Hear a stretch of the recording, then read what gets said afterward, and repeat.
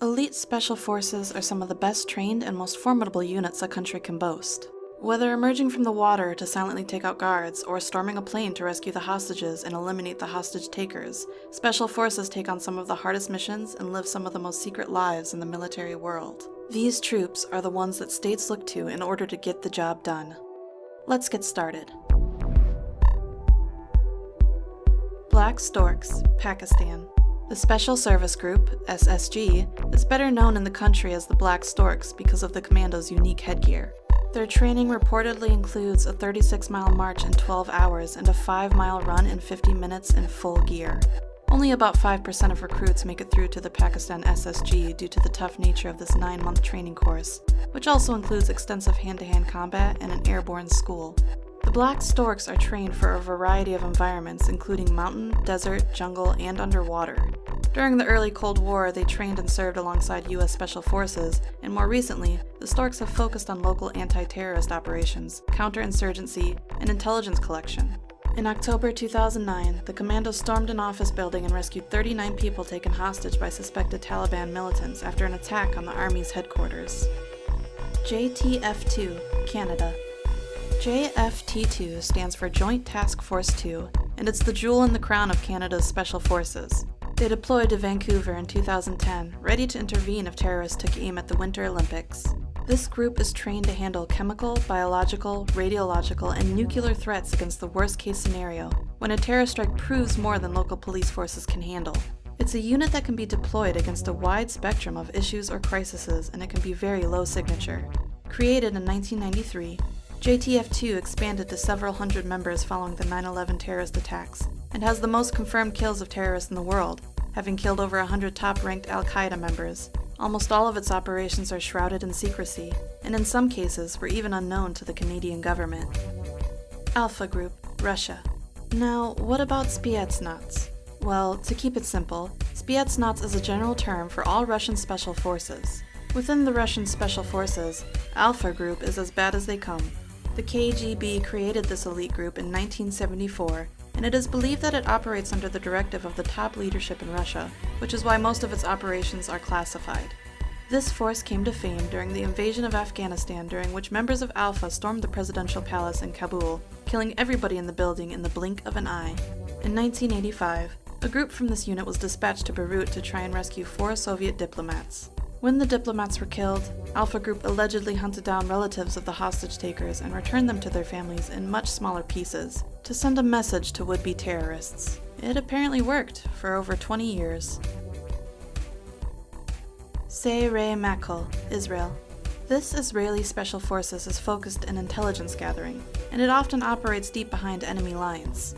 In 2003, Israeli taxi driver Ilyahu Giro was kidnapped after transporting 4 Palestinians to Jerusalem in his cab, but the Sayeret Matkal unit located and rescued him from a 3-foot pit in an abandoned factory in a suburb of Ramallah. The most famous of their large-scale operations is Operation Thunderbolt, which came to be after several terrorists had taken hostages on board of an airline which was flown to Uganda. Many hostages were released, but over 100 hostages were kept in the airport terminal building. An assault force of Sayeret Matkal assaulted the position, killing the terrorists and freeing all of the hostages. GIGN, France. France's elite counterterrorism teams are some of the finest in the world and have proven their abilities and bravery over decades of dangerous operations. But unlike many anti-terrorist units, GIGN is also used in arrest of dangerous criminals, countering barricade suspects, quelling prison riots, VIP protection, and other high-risk police operations within France or former colonies. Since its founding, the GIGN has seen consistent action. Its members are considered absolute masters of hostage rescue and intervention, especially in high-density environments like buses, ships, trains, and airlines. Their faces are not allowed to be photographed fully exposed, therefore they're often seen wearing tactical ski masks when operating in public.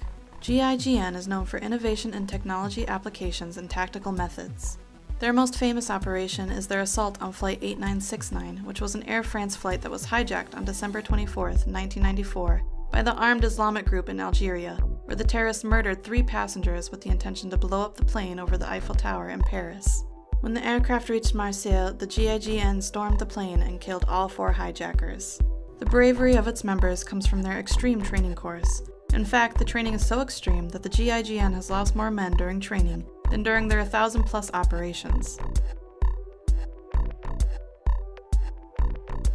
GSG-9, Germany. The GSG-9 was formed after the failure of the German police to rescue 11 athletes kidnapped by a group of terrorists during the Munich Olympics, where all the athletes, 5 of the terrorists, and 1 police officer were killed during the rescue attempt.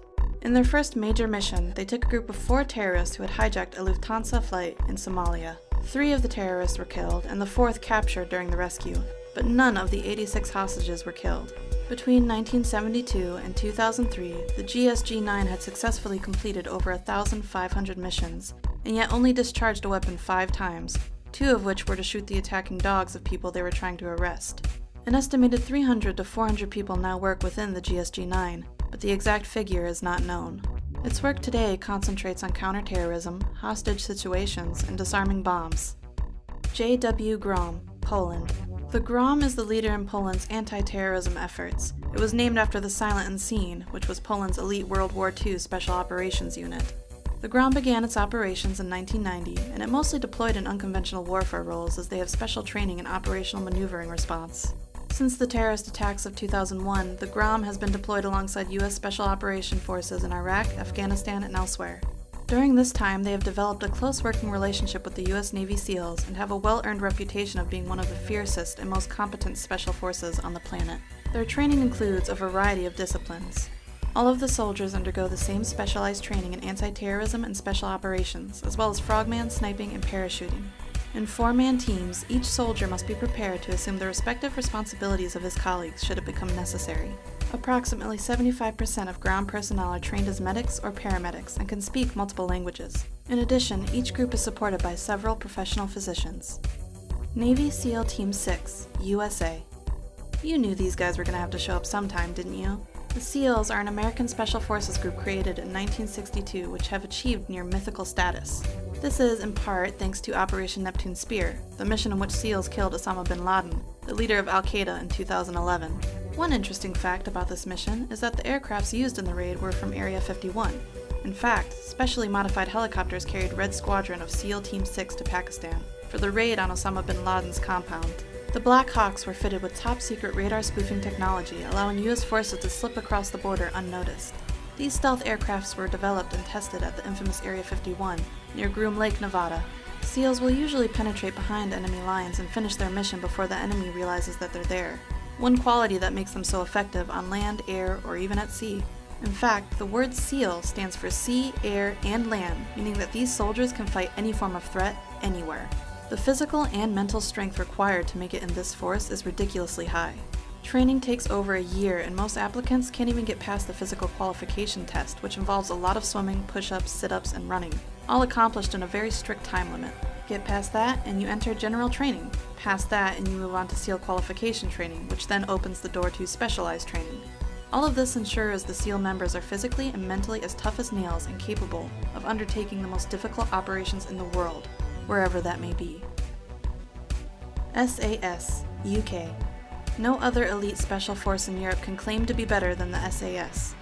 The British Special Air Service, known commonly as the SAS, was created in 1941 as a force which could operate behind German and Italian lines and support resistance movements against the occupation forces. The training that a recruit has to go through in order to become part of the SAS is extremely difficult, since in addition to the 40-mile march, the 2-mile swim, and the push-ups and pull-ups, you have to survive in the jungle to learn survival and navigational skills, after which you endure survival practice. The final test is a 36-hour interrogation session meant to break the candidate's will. Not convinced this is better than the SEALs? It may help you to know that the SAS is also trained by MI5 and MI6 security and intelligence services to undertake counter-espionage operations. It's like having a SEAL and James Bond all rolled into one. Their insignia bears the phrase, "Who dares wins." Number 1. Delta Force, USA. Delta Force is a unit unto itself, composed of members from all branches of the military. The force is armed with cutting-edge weaponry, and its operations remain highly guarded secrets, but you can bet they're in the vanguard of any American-led operation. Its members are not called soldiers, but operators, and are said to shun the traditional philosophies of military life. They wear civilian clothes and they work for whomever needs them, for the Army, the FBI, and the CIA. It must be said, however, that neither the United States government nor the military officially acknowledges the existence of Delta Force. It's only in recent years that vague references by the government to the group's existence has been allowed to go uncensored. Since its inception in 1977, stories of the Delta Force's exploits and missions have leaked out little by little, eventually forming a brief sketch of the unit. However, the group has been criticized for undertaking missions that are on the fringe of regular laws governing the military. This causes some to worry that Delta Force has more power and less accountability than any military organization in a free democracy should. Delta Force is funded out of secret government accounts, away from the public eye, and is believed to answer only to the president, making it one of the most, if not the most, elite special unit in the world. Why one of the most when we ranked it as number 1, you might ask? Well, after all, the most elite special forces are the ones that are so secretive that no one knows about their existence. Thanks for watching. If you enjoyed the video, like and subscribe to stay up to date with our newest videos.